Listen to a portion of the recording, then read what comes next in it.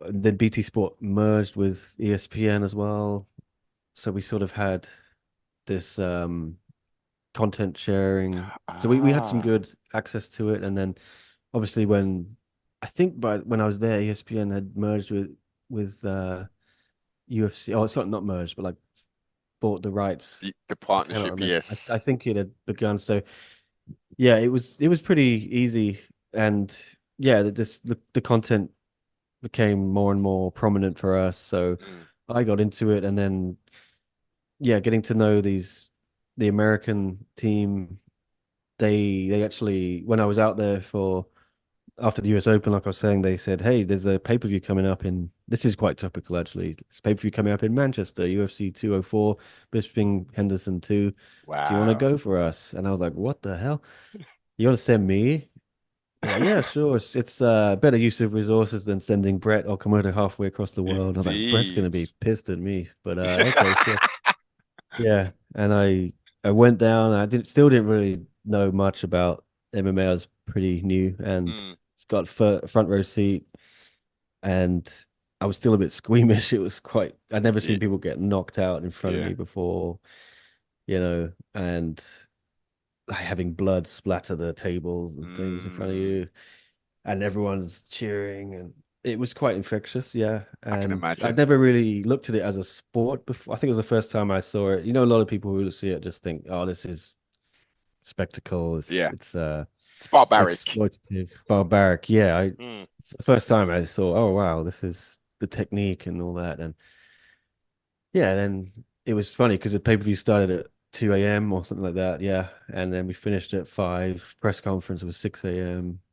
I got straight on a train back to London from Manchester, fell asleep while I was writing my report, wow. and then woke up, finished the report, and then it was on the front page of ESPN.com, which I was very happy with. And yeah, that was quite a fun experience. I'd Mm, also been doing some. I talked about wrestling earlier. ESPN had kind of partnered up with WWE as well that year, 2016, and I was doing a lot of wrestling interviews with ESPN.com team, the American team. So I was doing ah. some interviews with WWE and some features, and it all kind of that all led to the MMA stuff. And was that with Yeah, the WWE talent as yeah, well? I would just I got put onto some good opportunities, speaking to some Mm. big names there, and then coincidentally, the WWE had this UK tournament later that year in Blackpool, and I went down to that. That was the last thing I ever did for ESPN was covering that tournament. Yeah, and I remember sending my final report to Brian Campbell, and then he's like, "Oh, good, dude. I'm gonna publish it." And I said, "All right, well, I've got some news as well to tell you. Sadly, I'm leaving." And he was heartbroken. But then Darn. he also moved out the door about 2 months later. So Yeah, he went indeed. on to bigger and better things. And great to see Yes. him doing well. 100%. He's a character.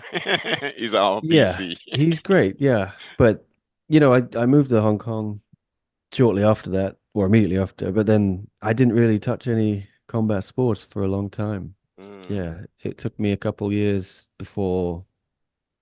I don't know if you want me to launch into this now, or you Yeah, go have. for it. Go for it. Oh yeah, it's a very different setup to ESPN South China Morning Post. It's more of a local newspaper vibe, and Hmm. at the time it was, and it is again now. In between, it kind of tried to expand into a more wide-reaching international Yeah. thing, and we were having great success. But then the pandemic kind of killed it, and Mm.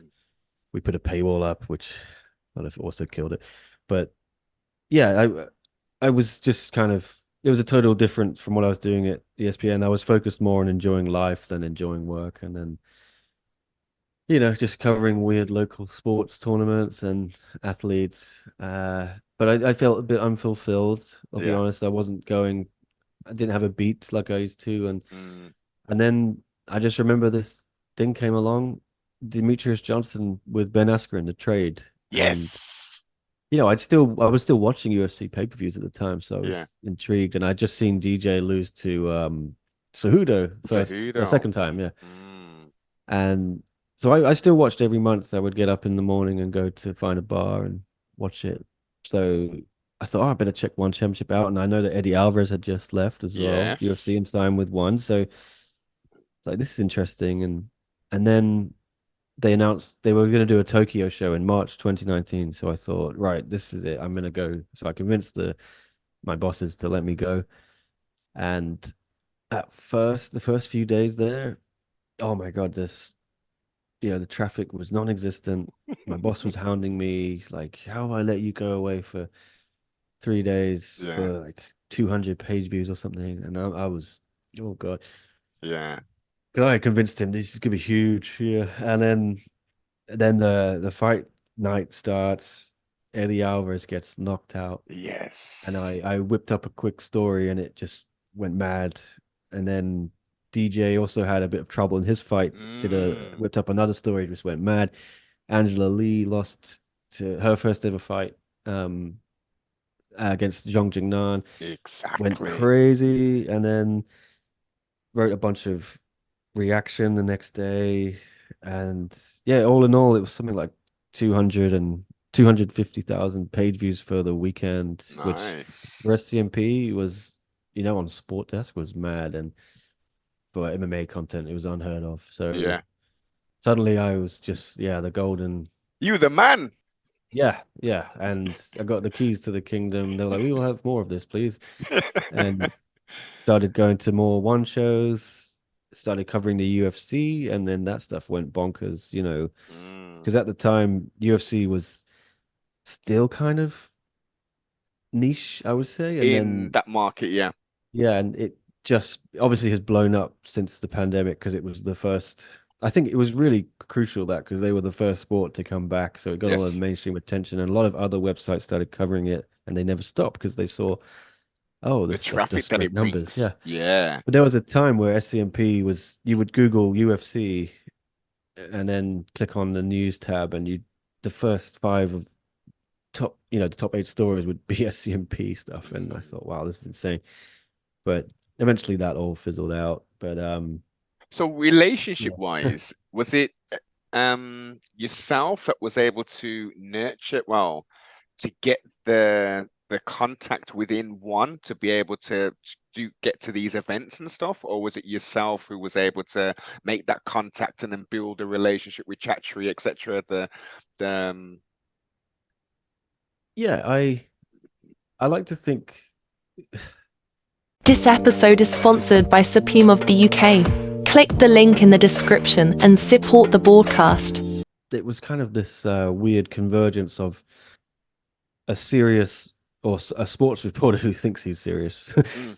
kind of meeting a sports property that has never had a serious reporter covering them before and has Ah, always kind of struggled to find mainstream acceptance. yes. Suddenly, this bumbling idiot, desperate to have something to sink his teeth into, kind of met them and then for whatever reason decided, oh, I like this, I'm going to stick around. And I kind of imagine they were back there thinking, what the hell? Where's this come from? Like, but let's run with it. And Yeah. then they would just give me whatever I wanted.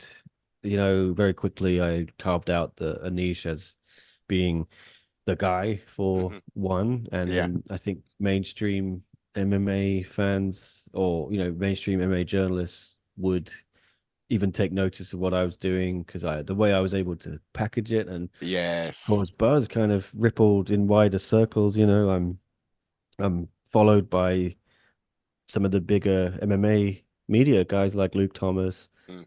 Brian, Aaron Bronstetter, sorry, and Brian Campbell, some others, and John Morgan is a buddy of mine, Ah, John, yeah. and yeah, we've had a few beers in Denver, but I think that's the point. Yeah, I've kind of been able to get one accepted in that Yes. circle of like the big wig MMA media who Mm. normally wouldn't even pay any attention to one.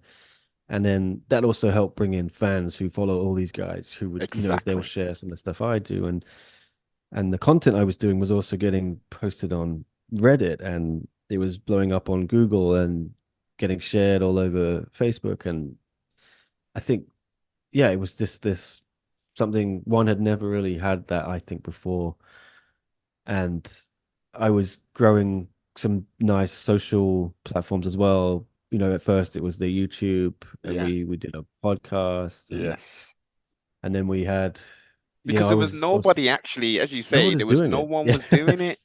No one I would treated them do, seriously. Yeah. of course not. I would do a recap, but I didn't have the reach, that I didn't have the contacts within one to be able to get get hold of the athletes to do the interviews, etc. So outside of myself and maybe one or two channels, you was the biggest one shouting the loudest kind of thing. Yeah, well, I had the machine behind me, which I always say that, I don't want to give myself the whole credit. Having a big brand like SCMP obviously going to get me into places and rooms others can't. And I was able to use that to my advantage for sure.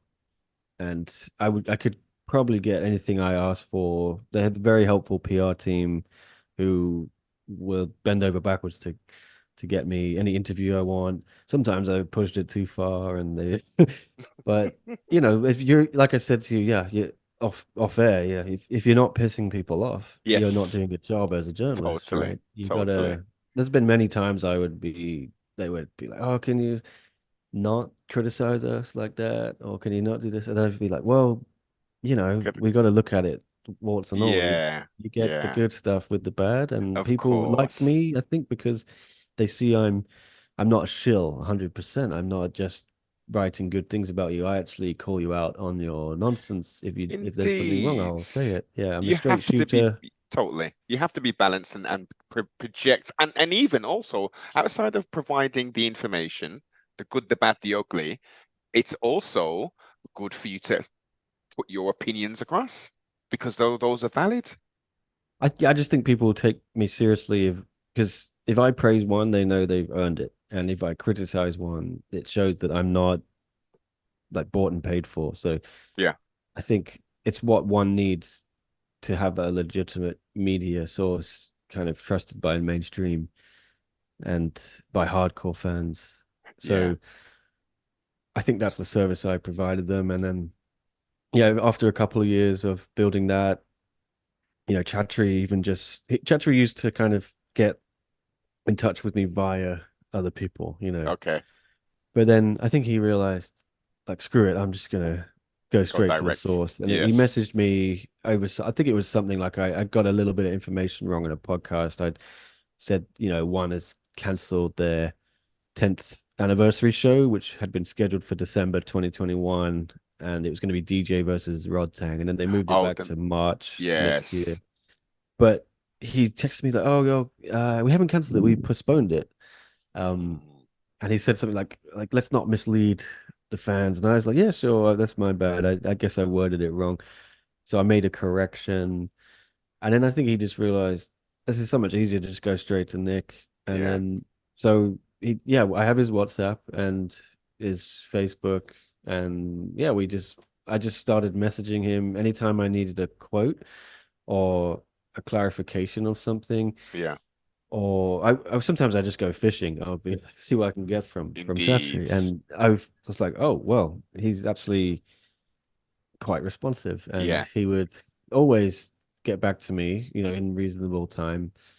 And yeah, I just realized no one else really has that access I That do. direct contact. Yeah. Yeah, and it cuts out the middleman, and Yeah.